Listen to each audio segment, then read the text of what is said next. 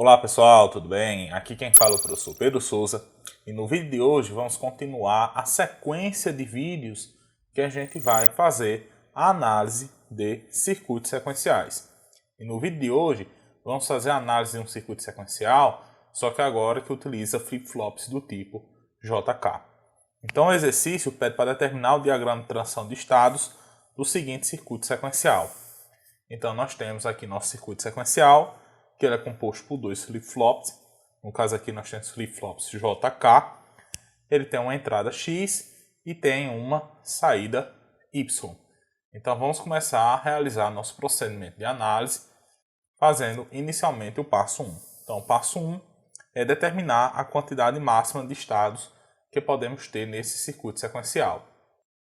No caso, a quantidade de estados sempre é 2 elevado à quantidade de flip-flops. No nosso circuito, se a gente analisar bem, nós temos 2 flip-flops. Então a quantidade de estados, no caso aqui, é 2 elevado a 2, que vai dar 4. Então no máximo, nós vamos ter 4 estados no nosso circuito sequencial. O passo 2 é determinar as equações de saída e de excitação. Sempre lembrando que a equação de saída é a saída do meu circuito sequencial, que no caso é Y, e as equações de excitação são as equações que entram nos flip-flops.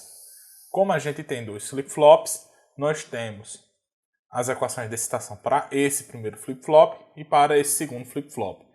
E como os flip-flops utilizados aqui são flip-flops JK, nós temos a equação de excitação para a entrada J do primeiro flip-flop, para a entrada K do primeiro flip-flop, para a entrada J do segundo flip-flop e para a entrada K do segundo flip-flop. Então, muito bem. Na saída desse flip-flop, nós vamos ter uma variável de estado e aqui na saída desse outro flip-flop, nós vamos ter outra variável de estado. Eu vou dizer que a variável de estado da saída desse primeiro flip-flop aqui é a variável A e a variável de estado na saída desse segundo flip-flop aqui é a variável de estado B.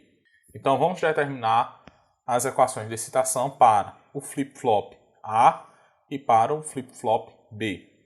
Então determinar a equação de excitação da entrada J do flip-flop A, depois a equação de excitação da entrada K do flip-flop A, da entrada J do flip-flop B e da entrada K do flip-flop B. Então se a gente analisar bem, a gente vê que a entrada J do flip-flop A é igual a B. Então, aqui, nas equações de excitação, eu vou colocar aqui a entrada J do flip-flop A, que eu vou representar por JA, é igual a B. Se a gente analisar bem também, a entrada K do flip-flop A vai ser igual a X negado B. CB, X negado. Então, a entrada K do flip-flop A, que eu vou representar como sendo KA, vai ser B, X negado. Vamos agora determinar a equação de entrada J do flip-flop B. Analisando bem, ela é igual a X negado. Então, a entrada J do flip-flop B, que eu vou representar como sendo JB, é igual a X negado. A entrada K do flip-flop B vai ser igual a X XOR A. Aqui na saída eu vou ter A XOR X. Então a entrada K do flip-flop B é igual a A XOR X. E por fim, a saída do meu circuito sequencial, que aqui é Y, vai ser igual a B negado. Então a saída Y do meu circuito sequencial vai ser igual a B negado. Obtemos já a equação de excitação para o flip-flop A, para o flip-flop B e para a saída do meu circuito sequencial. Muito bem, obtidas as equações de excitação, que estão repetidas aqui, vamos obter agora a nossa tabela de transição de estados. Para isso, nós vamos utilizar essas equações de excitação, JA, KA, JB, KB e a equação de saída, juntamente com a tabela de transição de estados ou a tabela de funcionamento lá no meu flip-flop JK. Então lá no meu flip-flop JK eu sei que quando a entrada J é igual a 0 e entrada K é igual a 0, o próximo estado daquele flip-flop é igual ao estado atual, ou seja, eu mantenho o estado. Quando J é igual a 0 e K é igual a 1, eu faço o reset, ou seja, o meu próximo estado ele é igual a 0. Quando J é igual a 1 e K é igual a 0, eu faço o set, ou seja, o próximo estado armazenado naquele flip-flop é igual a 1. E quando J é igual a 1 e K é igual a 1, eu complemento o estado armazenado naquele flip-flop JK. Ou seja, se ele é 0, passa a valer 1, e se ele é 1, ele passa a valer 0. Então aqui nós temos nossa tabela de transição de estados, representada na forma binária, em que eu relaciono o estado atual e entrada com excitação, estado próximo e saída. Sempre lembrando que eu tenho que primeiro calcular a excitação, que são as entradas do meu flip-flop, para calcular a variável de estado próximo. Como é que da excitação eu calculo o estado próximo? Justamente utilizando essa tabelazinha aqui de funcionamento do flip-flop JK. Então, meu estado atual é representado por suas variáveis de estado, que é A e B. A minha entrada é X. Então, eu vou fazer uma tabela da verdade em função das entradas A, B e X. E vou calcular JA, KA, JB, KB e Y, utilizando para isso essas expressões aqui. Vamos começar por JA. Analisando a expressão de JA, a gente vê que JA é igual a B. Então, aqui na coluna de JA, eu simplesmente copio a coluna de B. Então, aqui é 0, 0, 1, 1, 0, 0, 1 e 1. Vamos agora preencher a coluna de KA. KA é igual a B, X negado. Isso quer dizer o quê? Toda vez que B for 0, KA é igual a 0. Então, nas linhas em que B é igual a 0, KA é igual a 0. São essas 4 linhas aqui. E quando x negado for igual a 0, ou seja, x for igual a 1, KA também é igual a 0. Então, quando x for 1, KA é igual a 0. Ou seja, somente quando B for igual a 1 e x for igual a 0 é que minha saída KA é igual a 1. Que são essas duas condições aqui. Nessa primeira linha aqui e nessa última linha aqui. Muito bem, vamos agora preencher para JB. JB é igual a x negado. Então, simplesmente, eu pego a coluna de x e complemento o valor, resultando nesta coluna aqui.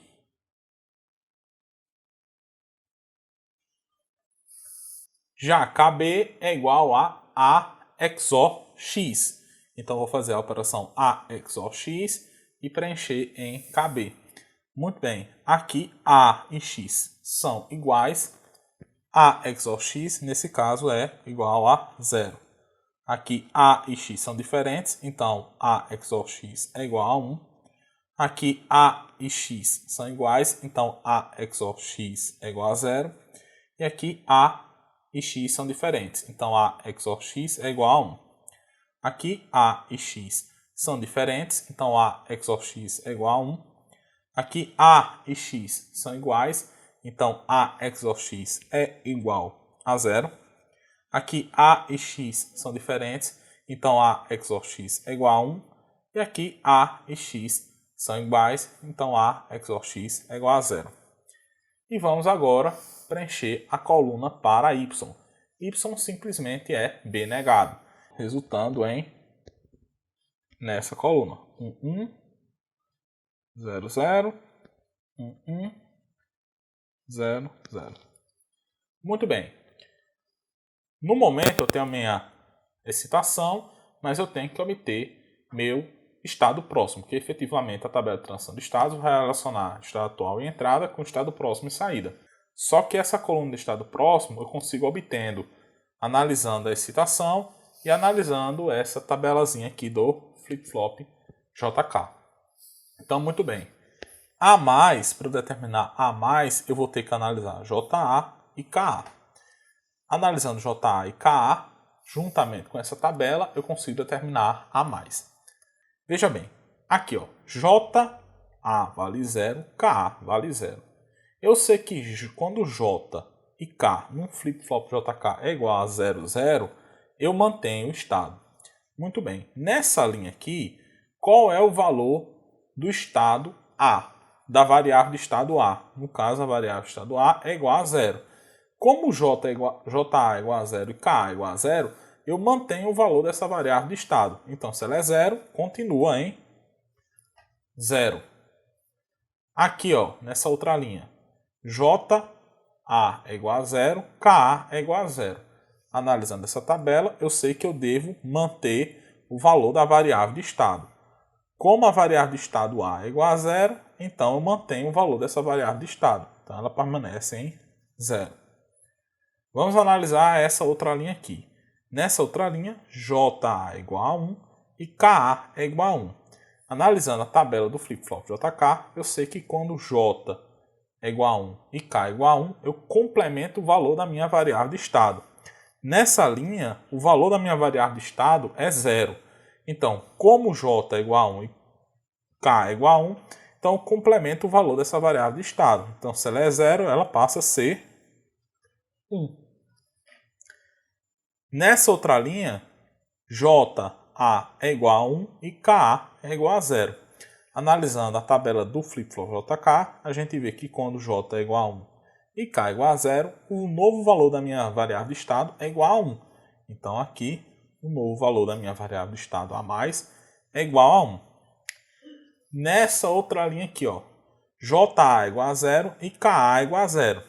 A gente sabe lá do flip-flop JK que quando as entradas J e K são igual a 0, 0, eu mantenho o valor da minha variável de estado. Nessa linha, o valor da minha variável de estado, A, é igual a 1. Então, eu mantenho esse valor. Então, o próximo valor da minha variável de estado para A vai ser igual a 1. Nessa linha, JA é igual a 0 e KA é igual a 0. Então, mantenho o valor da minha variável de estado. Como minha variável de estado vale 1, eu mantenho esse valor. Então, ela permanece em 1. Nessa linha aqui, JA é igual a 1 e KA é igual a 1. Do flip-flop JK, a gente sabe que quando J é igual a 1 e K é igual a 1, eu complemento o valor da minha variável de estado. No caso, a minha variável de estado A aqui vale 1. Então, como eu complemento o valor dela, ela vai para 0. E por fim, para A+, nessa última linha, JA é igual a 1 e KA é igual a 1. A gente sabe que no flip-flop JK, quando J é igual a 1 e K é igual a 1, eu faço com que o valor da minha variável de estado ela assuma o valor 1. Então, nessa linha, A+ é igual a 1. Vamos agora preencher a coluna de estado próximo para B+. Para isso, eu analiso JB e KB, juntamente com aquela tabela de funcionamento do meu flip-flop JK. Nessa primeira linha, JB é igual a 1 e KB é igual a 0. Essa condição eu faço com que minha variável de estado, que no caso é B+, vá para 1. Nessa outra linha, JB é igual a 0 e KB é igual a 1. Do flip-flop JK, a gente sabe que essa condição faz com que a variável de estado armazenada no meu flip-flop vá para 0. Nessa linha, JB é igual a 1 e KB é igual a 0. Do flip-flop JK, a gente sabe que essa condição nas entradas do flip-flop JK faz com que a próxima variável de estado ela assuma o valor de 1. E aqui, JB é igual a 0 e KB é igual a 1. E a gente sabe do flip-flop JK que essa condição nas entradas faz com que a próxima variável de estado armazenada no flip-flop JK seja igual a 0. Aqui, JB é igual a 1 e KB é igual a 1.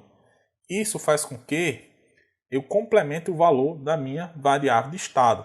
Então, nessa linha, a minha variável de estado B ela é igual a 0. Como eu complemento o valor dela, ela vai para 1.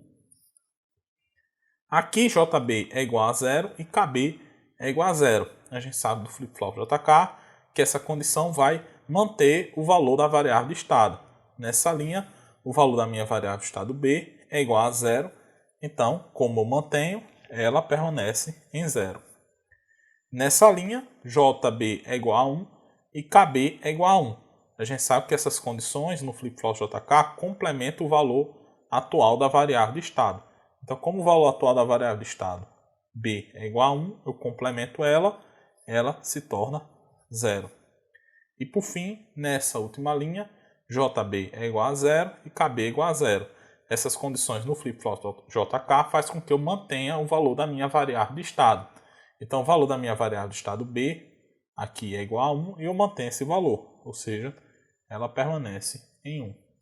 Então, aqui nós temos nossa tabela de transição de estados representada na forma binária. Sempre lembrando que é muito mais fácil representar essa tabela na forma nominal. Para isso eu tenho que fazer a minha codificação. Então eu tenho duas variáveis de estado, que é A e B, que podem assumir esses valores, 00, 01, 10 e 11. E para cada condição dessa eu vou atribuir um nome. Por exemplo, para essa primeira condição, vou dizer que é S0, para essa segunda condição vou dizer que é S1, para essa terceira vou dizer que é S2 e para essa quarta eu vou dizer que é S3. Sempre lembrando que essa atribuição ela é arbitrária. Eu posso escolher os nomes que eu quiser. Então a gente sabe que essas duas primeiras linhas correspondem à condição de estado atual S0, essas duas à condição de estado atual S1, essas duas à condição de estado atual S2 e essas duas à condição de estado atual S3. E o que eu vou fazer agora? Vou preencher essa tabela de transição de estados na forma nominal. Então aqui eu coloco todos os meus estados atuais, no caso S0, S1, S2 e S3. E aqui, para preencher essas outras colunas, eu analiso essa tabela aqui na forma binária. Então, muito bem, nessa primeira linha aqui eu tenho estado atual S0 e entrada x igual a 0. Meu próximo estado vai ser 01. Só que 01 refere-se ao estado S1. Nessa linha eu tenho o estado atual S0 com entrada x igual a 1. Meu próximo estado vai ser 00. Só que 00, as variáveis de estado 00 correspondem ao estado S0. Aqui eu tenho o estado atual S1 com entrada x igual a 0. Meu próximo estado vai ser 11. Só que 11 corresponde ao estado S3. Aqui eu tenho o meu estado atual S1 com entrada x igual a 1. Meu próximo estado vai ser 10. 10 corresponde ao estado S2. Então aqui é S2. Aqui é o meu estado atual S2 com entrada x igual a 0. Meu próximo estado vai ser 11. 11 corresponde a justamente o estado S3. Aqui vai ser estado atual S2 com entrada x igual a 1. Meu próximo estado vai ser 10. 10 corresponde ao estado S2. Então, aqui eu coloco S2. Aqui é o estado atual S3 com entrada x igual a 0. Meu próximo estado vai ser 00, que corresponde ao estado S0. E por fim aqui corresponde estado atual S3 com entrada x igual a 1. Meu próximo estado é 11, que corresponde justamente ao estado S3. Então, utilizando isso aqui, eu consigo preencher a nossa tabela de transição de estados na forma nominal. Muito bem. Aqui, essa primeira célula é estado atual S0 com entrada x igual a 0.